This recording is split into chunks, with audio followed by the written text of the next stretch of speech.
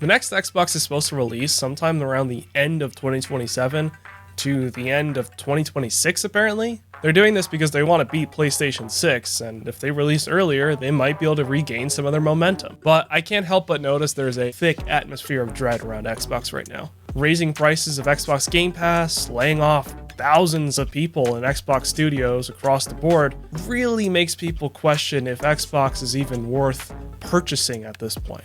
And on top of that, I'm starting to see some trends that might suggest we'll see what we saw back in 2020 once again. We all know how badly that ended. You know, this probably will be the most ambitious thing we'll ever see from Xbox because what they are essentially making is a PC console. I still feel like the instability around the launch title we're going to see is going to cause some real headaches around Microsoft. I'm sure you already guessed what I think the launch title will be, but for those a little slower than others, it's Halo. So I'm starting to feel some deja vu around this. I feel like Craig might make an appearance again. And yeah, we might see this console break records over the previous most disappointing console generation in history. Well, what are we waiting for? Let's get into it. So this is where I think this console is absolutely shining and will be successful because of. So leaks point to an SoC codenamed Magnus, a reported monster of a build, using TSMC's 3nm process. Apparently it's going to have 11 Zen 6 cores with 3 full-size high-performance Zen 6 and 8 Zen 6 efficiency cores, and apparently 48 gigabytes of GDDR7 memory.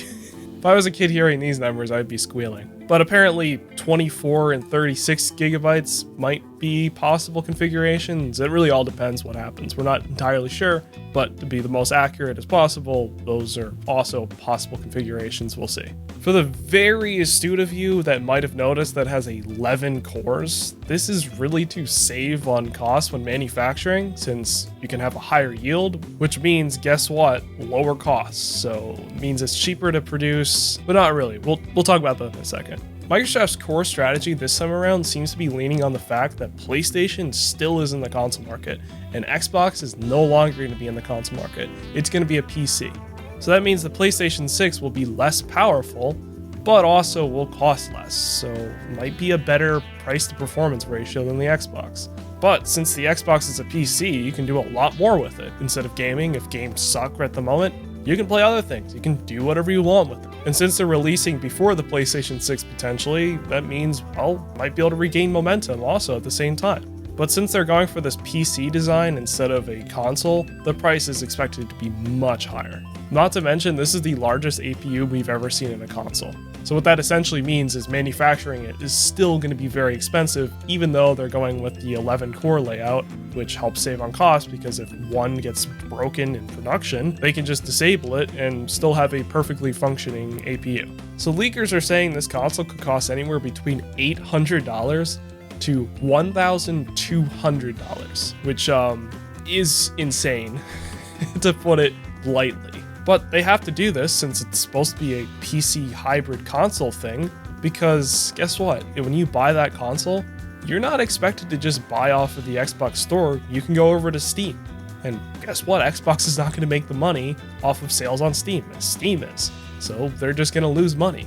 Printers do this. You ever wonder why the printer itself is so cheap but the ink is so expensive? That's how that market works. They sell you a cheap printer to get you into their ecosystem, and then they force you to buy their expensive ink. So they absolutely have to have prices high enough so they're not going to be losing hand over fist hundreds of dollars for each sale of the console.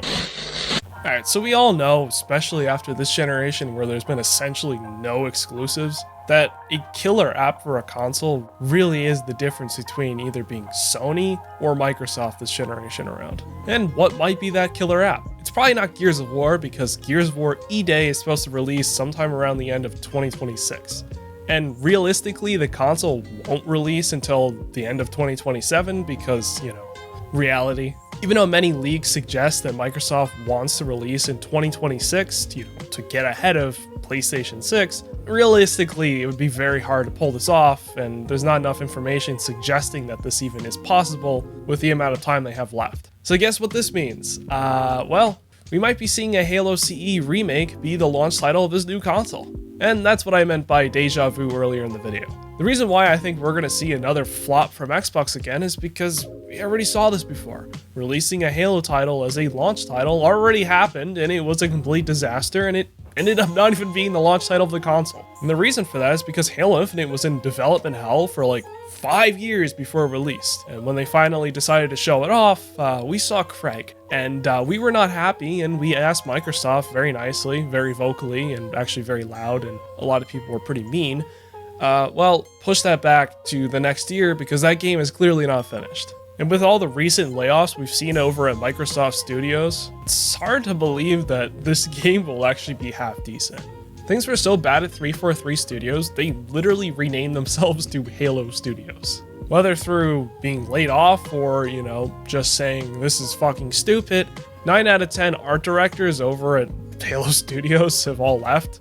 So, yeah, I don't know. This seems to be the same thing. I remember seeing the same headlines when Halo Infinite was being developed. All these people who used to work at Bungie or worked at 343 Studios for years, departing right around when Halo Infinite was supposed to launch or in the middle of development. This is really not giving me much hope for the next Halo. A veteran art director, Glenn Israel, who's literally there from Bungie and moved to 343 Studios, posted a cryptic post on LinkedIn talking about choosing dignity, ethics, and values, which clearly says that he did not leave on good terms, is evidence of severe managerial and structural issues with the studio. And to put even more fuel on the fire, there's been some rumors saying that in Q1 of 2026, we'll see massive amounts of layoffs, potentially thousands of people being laid off over at Xbox. But take that with a grain of salt, because this is an article saying that Microsoft has no real plans for a console in the future, which kind of is true, because this really is a PC and not a console, but, it's still rumors, so obviously things will be wrong. And that still doesn't extinguish the fear from many gamers who believe Microsoft might be just completely exiting the hardware game entirely and just switching over to software only. In a rare public statement, Microsoft had to clarify that they have no intention of doing this and they still have a strong partnership with AMD. And all this does is reinforce the fact that this brand is becoming incredibly unstable and untrustworthy. So one of the core problems over at Xbox right now is just trust. Consumers need to trust Xbox. Xbox needs to have trust from consumers. If they want to sell a console at all-time highs, once again like they did with the 360, they need trust. The Xbox Series X, they just created a narrative that the Xbox brand is all about greed, and they want to extract as much money from the fan base as possible. With increases in Xbox Game Pass to saying, oh, it's unethical to raise game prices, to briefly raising prices to $80 with the Outer Worlds, and the major pivot to moving towards multi-platform, not even just Xbox PC, PlayStation, Nintendo, in fact, which makes fans realize there's really no reason to be buying an Xbox, because if I own a PC, I could play all the games right there. No reason to have an Xbox. And that's not mentioning the deja vu I'm feeling from these rumors. If all of this is true, they're going to launch with the new Halo game, which will probably flop because the studio seems to be in complete turmoil, and releasing a console that's potentially $1,200 at the same time, I have no reason to believe Xbox will ever redeem themselves. And if this next generation console fails, the cycle of failure will be complete. Xbox's brand, I think, will be completely finished, and they'll be relegated to just being a game development studio. I really hope I'm wrong about this, but we have to keep in mind these are rumors, and a lot of this could just be wrong, but, rumors are not always wrong, and we're getting close to the launch date of these consoles, so as we progress, rumors will become more and more reliable. Obviously, they still could pick a different game to launch the console with, but I do have a feeling that the next Xbox will launch with Halo. I think Phil Spencer really would want that. Phil Spencer is somewhat there for the gamer, to be honest. I don't fully hate him yet. He's not the one who is responsible for these price hikes we saw in Xbox Game Pass. He's not the one responsible for these price hikes in games. Higher-ups or Microsoft are. He really is just forced to do what they say, and he has to take blame because it's his team. So honestly, I feel bad for the guy. What are you supposed to do? And I still have to thank him, because without him, Xbox probably would not be in existence anymore, because through his leadership, we saw Xbox turn from the Xbox One VCR to the Xbox One X, a console that actually was worth buying. With Game Pass, it was honestly an amazing console. Games looked awesome, there's plenty of games for it, and it was overall a fun experience. But ever since the Xbox Series X released, I feel like his leadership has been falling short. And I hope by the next console generation, I'm not going to be feeling deja vu from the Xbox Series X.